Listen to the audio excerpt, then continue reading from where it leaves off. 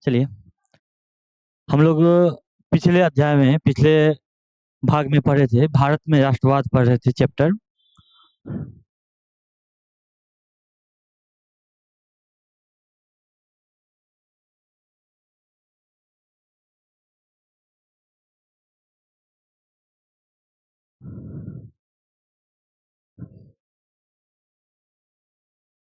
Chapter number 4 था भारत में राष्ट्रवाद।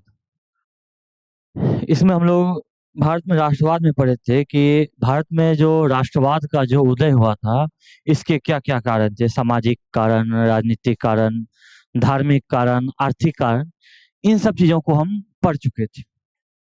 अब हम इससे आगे पढ़ेंगे। और अगला जो टॉपिक है मेरा, वो टॉपिक है, एक बात तो ये जान लीजिए कि भारत के राष्ट्रवाद में भारत के राष्ट्रवाद में गांधी जी का अहम योगदान है। तो हम एक एक करके है कि भारत की आज़ादी तक, भारत के आज़ाद होने में, उस बीच में जो जो घटनाएं घटी, जो जो कारक था कि जो भारत की आज़ादी में महत्वपूर्ण भूमिका निभाया, उन्हीं चीज़ों को पढ़ेंगे। एक तरह से देखा जाए तो हम कह सकते हैं गांधीवादी युग।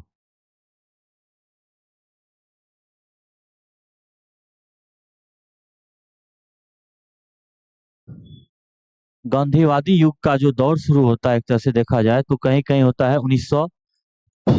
19 से 47, कहीं कहीं लिखा रहेगा 1915 से 1942 तक या 17 से 42 तक, ये लिखा रहता है। तो हम सबसे पहले ये जानेंगे कि गांधी जी के द्वारा कौन कौन से महत्वपूर्ण आंदोलन हुआ था। गांधी जी के द्वारा कौन कौन से महत्वपूर्ण आंदोलन शुरू किए गए थे, तो एक एक करके जानते हैं। पहले उनके द्वारा किए गए आंदोलन, एक तरफ हम लिखते हैं आंदोलन और एक तरफ लिखते हैं सत्र, यानी ईस्वी। गांधी जी के द्वारा अगर देखा जाए तो गांधी जी के द्वारा सबसे पहले जो आंदोलन हुआ था, सबसे पहला जो आंदोलन किया गया था, वो था चंपारण सत्याग्रह, जो हुआ था कब? 1917 में। दूसरा जो हुआ वो हुआ खेरा सत्याग्रह, ये हुआ 1918 में। तीसरा अहमदाबाद मिल मजदूर आंदोलन,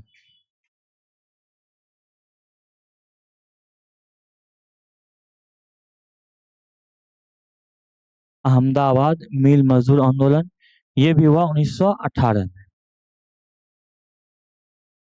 फिर चौथा है खिलाफत आंदोलन,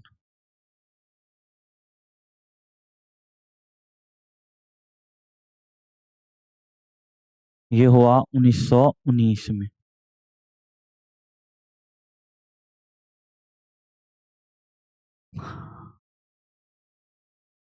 पांचवा है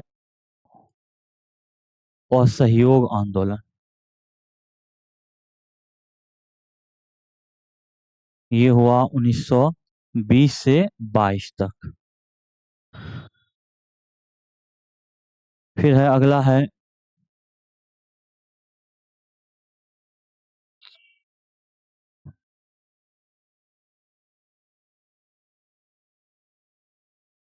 सविनय अवज्ञा आंदोलन, ये चला 1930 से 31 या 34 तक। इसको हम बताएंगे आगे कि 1930, 31 और 34 क्यों लिखे हैं। फिर इसके बाद हुआ व्यक्तिगत सत्याग्रह,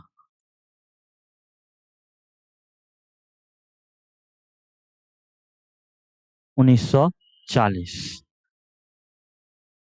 फिर है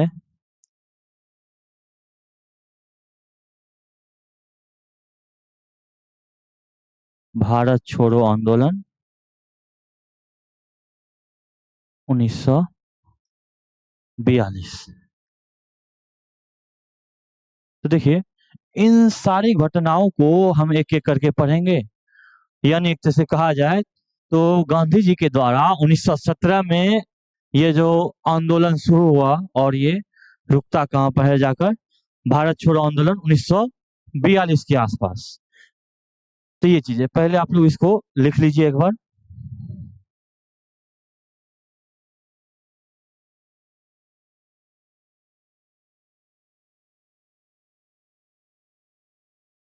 चलिए, लिख लिया इसको। चलिए अब एक एक करके सारे घटनाओं को जानते हैं। सबसे पहले देखिए, गांधी जी के द्वारा कौन सा सत्याग्रह किया गया? चंपारण सत्याग्रह। कभी कभी ये क्वेश्चन पूछा जाता है कि महात्मा गांधी के द्वारा किया गया सबसे पहला आंदोलन कौन सा था? तो वो क्या हो जाएगा? चंपारण सत्याग्रह, जो हुआ कब था? 1917 में। और देखिए, जो चंपारण सत्याग्रह हुआ था, ये बिहार में एक जिला है चंपारण, वहीं से हुआ था। और सबसे पहले देखिए, यहाँ शॉर्ट में जान लीजिए, आगे ये इसको बताएंगे और अच्छे से। चंपारण सत्याग्रह में हुआ क्या था कि उस समय बिहार में अंग्रेजों के द्वारा नीलहे किसानों से नील की खेती जबरदस्ती करवाई जाती थी। और उस समय ये नियम लगाया गया था कि प्रति बीघा में 3/20 कट्ठा जमीन पर नील की खेती करना अनिवार्य। अर्थात 1 बीघा जमीन पर है ना, कम से कम 3 कट्ठा जमीन पर नील की खेती करना क्या था? अनिवार्य था। यह चीज अंग्रेजों ने लागू कर दिया था। और सबसे बड़ी दिक्कत क्या थी कि नील की खेती से है ना, जमीन की उपजाऊ क्षमता कम हो जाती थी। जमीन की जो उपजाऊ क्षमता कम होती थी, यहाँ तक भी ठीक था। लेकिन शुरुआत में क्या था कि नील की खेती से किसानों को फायदा हो रहा था। लेकिन जैसे ही यूरोप के बाजारों में कृत्रिम रूप से, यानी रासायनिक तरीके से जब नील का उत्पादन शुरू हुआ, जर्मनी ने रासायनिक तरीके से जब नील का उत्पादन शुरू किया ना, तो जो प्राकृतिक रूप से जो नील तैयार होता था ना, उसका मार्केट थोड़ा क्या हो गया? डाउन हो गया, कम हो गया। तो इसीलिए जो किसान थे ना, वो नील की खेती से बचना चाहते थे, लेकिन अंग्रेज जबरदस्ती खेती करवा रहे थे। तो इसी बात को लेकर क्या था कि किसान चिंतित थे, परेशान थे। और इन्हीं की समस्या को एक व्यक्ति थे जिसका नाम था राजकुमार शुक्ल। उन्होंने ही गांधी जी को बिहार आने का न्योता दिया, और गांधी जी 1917 में बिहार आए, और यहीं से उन्होंने अपना सबसे पहले सत्याग्रह शुरू किया, जो जाना जाता है चंपारण सत्याग्रह के नाम से। ये चीज हुआ। तो इसके बाद फिर क्या होता है कि उसी ठीक अगले साल 1918 में 1918 में गुजरात में एक सत्याग्रह होता है जिसको नाम दिया जाता है खेरा सत्याग्रह।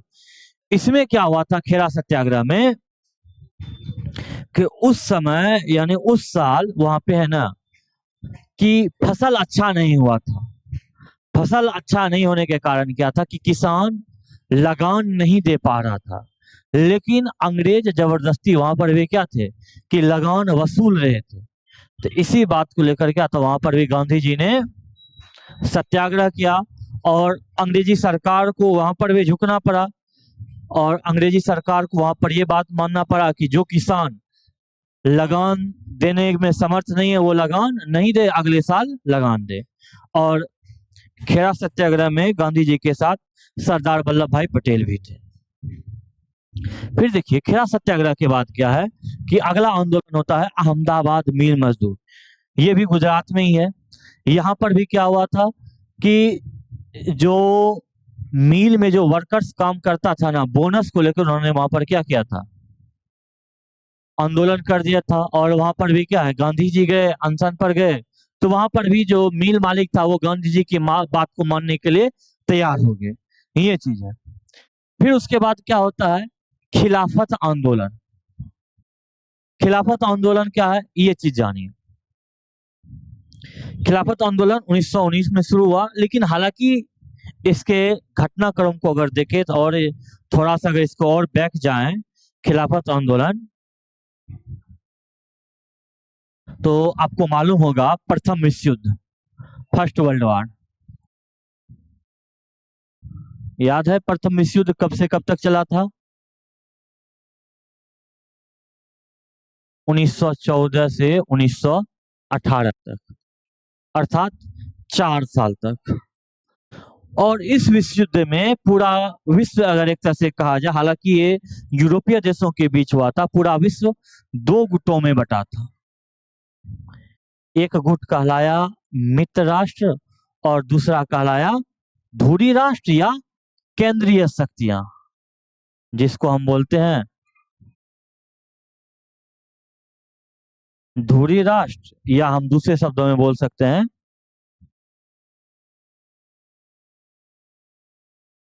केंद्रीय शक्तियां।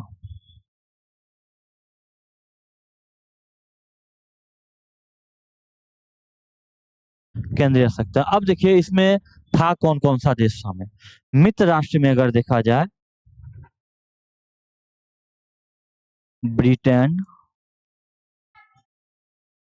फ्रांस और रूस था। मित्र राष्ट्र में कौन कौन शामिल था? ब्रिटेन, फ्रांस और रूस। धुरी राष्ट्र में अगर देखा जाए, जर्मनी,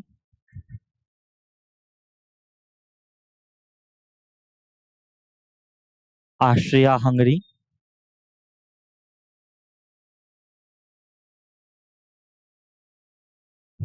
और एक राज्य था तुर्की, जिसको उस समय ऑटोमन साम्राज्य भी कहा जाता था। देखिए उस समय जो वर्ल्ड वार का दौर था, विश्व युद्ध का जो दौर था, उस समय क्या था,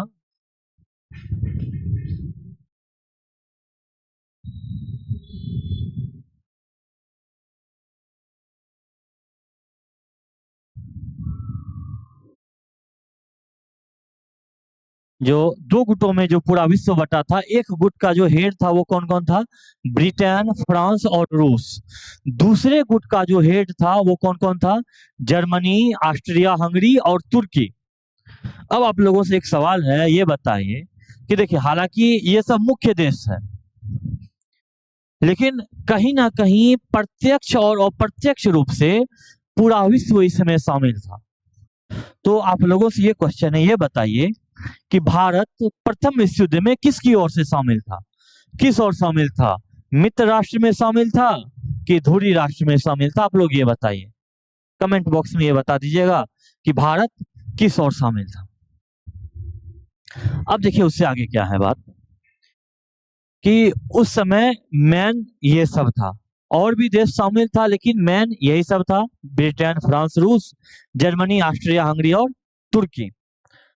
प्रत्यक्ष और अप्रत्यक्ष आप लोग अच्छी तरीके से समझ रहे हैं। प्रत्यक्ष कहने का मतलब है कि जो सामने आमने सामने लड़े, जैसे ब्रिटेन और जर्मनी प्रथम विश्व युद्ध में क्या था? आमने सामने लड़ा, वो हो गया प्रत्यक्ष।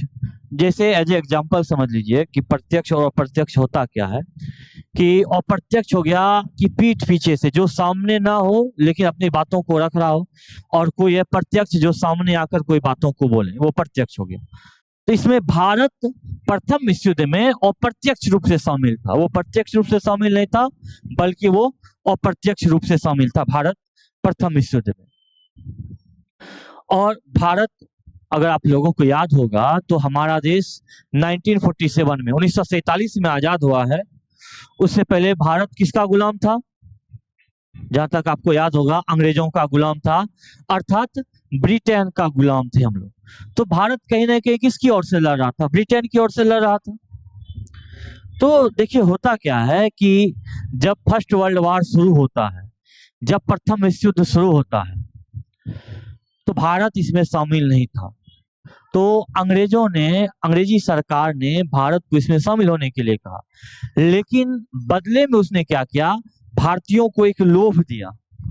भारतीयों को क्या लोभ दिया कि अगर आप प्रथम विश्व युद्ध में हमारी मदद करते हैं, हमारी तरफ से लड़ते हैं, तो युद्ध खत्म होने के बाद क्या है कि आपको आपका देश यानी स्वराज की प्राप्ति कर सकते हैं, यानी आपको आपका देश वापस कर देंगे, यानी आजादी दे देंगे, आजाद कर देंगे, यानी स्वराज प्राप्ति की बात की गई।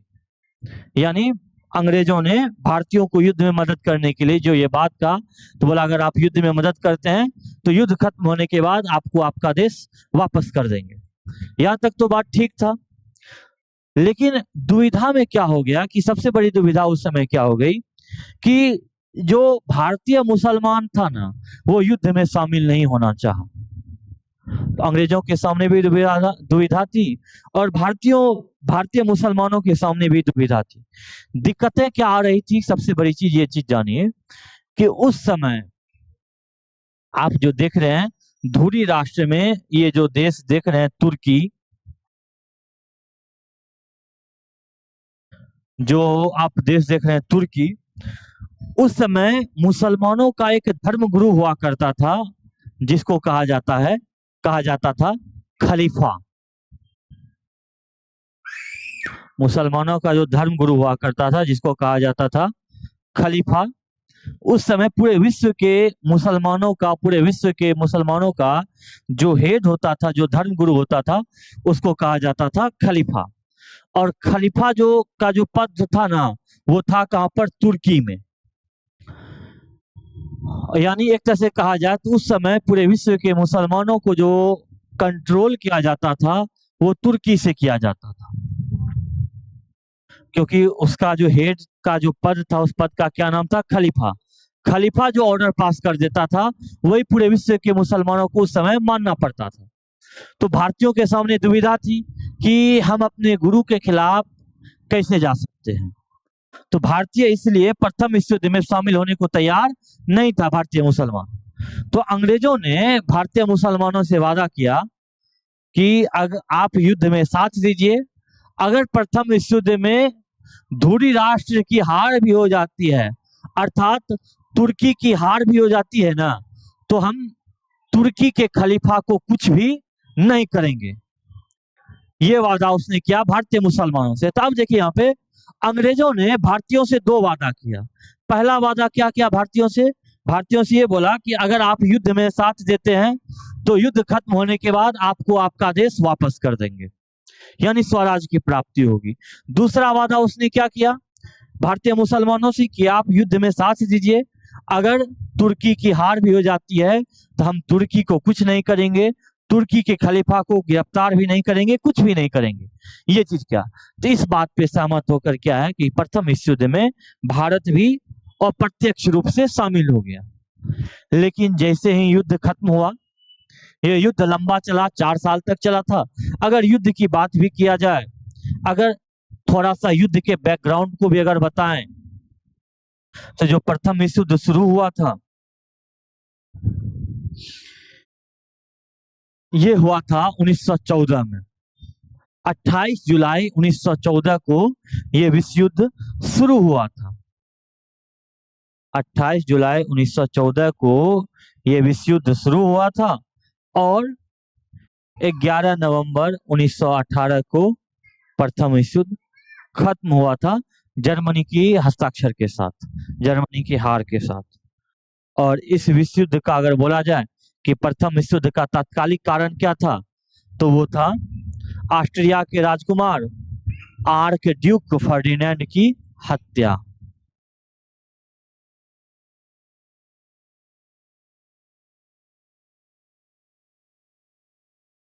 आर्क ड्यूक फर्डिनेंड की हत्या, ये प्रथम विश्व युद्ध का तात्कालिक कारण था।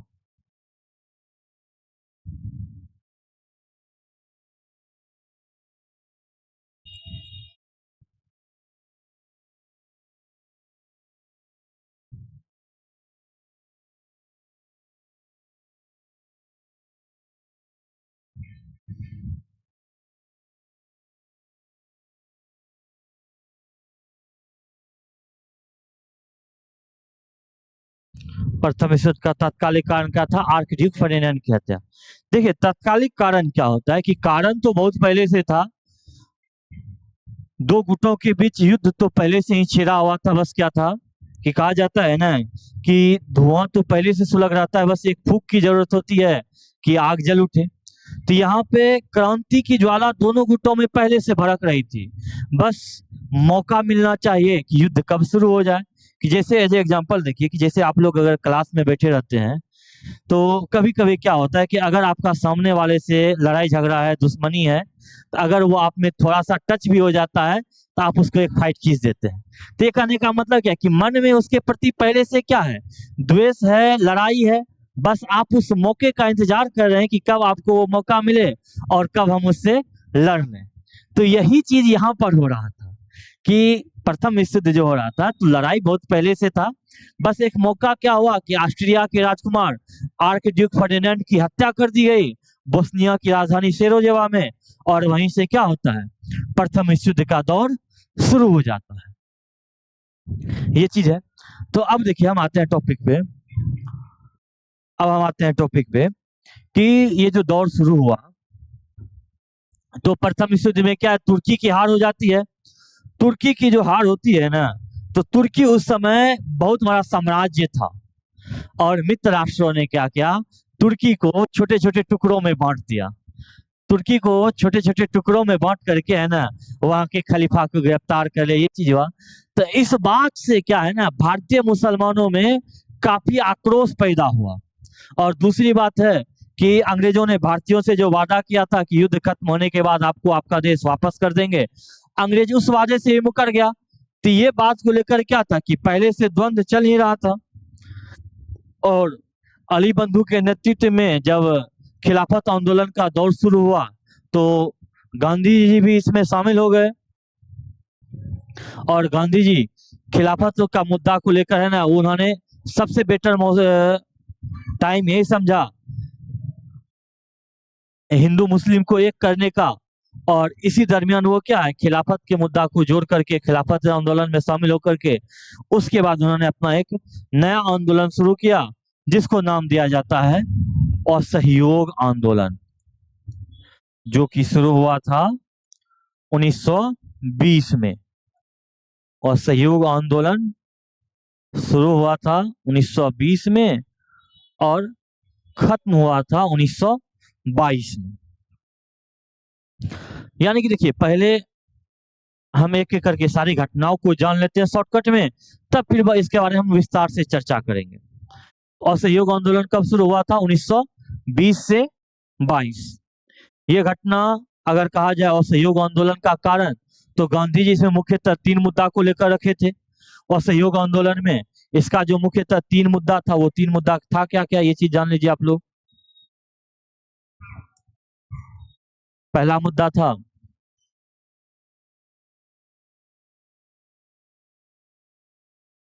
जालियांवाला बाग हत्याकांड।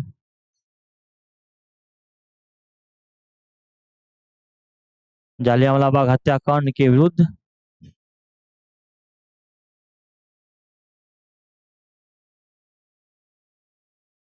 न्याय प्राप्त करना।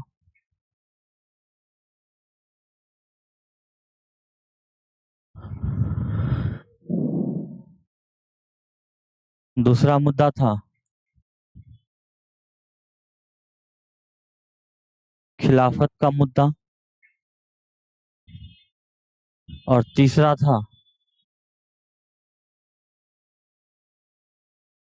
स्वराज की प्राप्ति। यानी समझ लीजिए कि असहयोग आंदोलन का जो दौर शुरू हुआ था उसमें मुख्य मुख्य बातें यही थी, जालियांवाला बाग हत्याकांड, खिलाफत का मुद्दा और स्वराज की प्राप्ति। यानी इन्हीं 3 घटनाओं को रख करके गांधी जी ने असहयोग आंदोलन शुरू किया था। यानी अगर आपसे पूछा जाए असहयोग आंदोलन के क्या क्या कारण थे, तो मुख्यतः यही कारण था, जालियांवाला बाग हत्याकांड के विरुद्ध न्याय प्राप्त करना, खिलाफत का मुद्दा और स्वराज की प्राप्ति, ये चीज है। फिर ये आंदोलन एकाएक क्या होता है, 1922 में समाप्त हो जाता है। फिर उसके बाद गांधी जी, इस आंदोलन के दौरान गांधी जी को 6 वर्षों की सजा सुनाई जाती है, लेकिन तबीयत खराब होने के कारण 2 वर्षों बाद इन्हें रिहा कर दिया जाता है। फिर 1930 में गांधी जी के द्वारा सविनय अवज्ञा आंदोलन शुरू होता है जो 4 साल तक चलता है। फिर उसके बाद गांधी जी के द्वारा व्यक्तिगत सत्याग्रह किया जाता है जो 1940 में होता है, और फिर 1942 में गांधी जी के द्वारा भारत छोड़ो आंदोलन की शुरुआत की जाती है। इस टॉपिक में हम लोग ये पढ़े। अगले टॉपिक में हम पढ़ेंगे कि महत्वपूर्ण घटनाएं करके टॉपिक है कि गांधी जी जो आंदोलन किए, यानी गांधीवादी जो युग चला, उस बीच में कौन कौन सी महत्वपूर्ण घटनाएं घटी, जो कि हम अगले टॉपिक में पढ़ेंगे। इस टॉपिक को हम यहीं पे क्लोज करते हैं, यहीं पे रोकते हैं, फिर हम अगले क्लास में मिलते हैं। चलिए।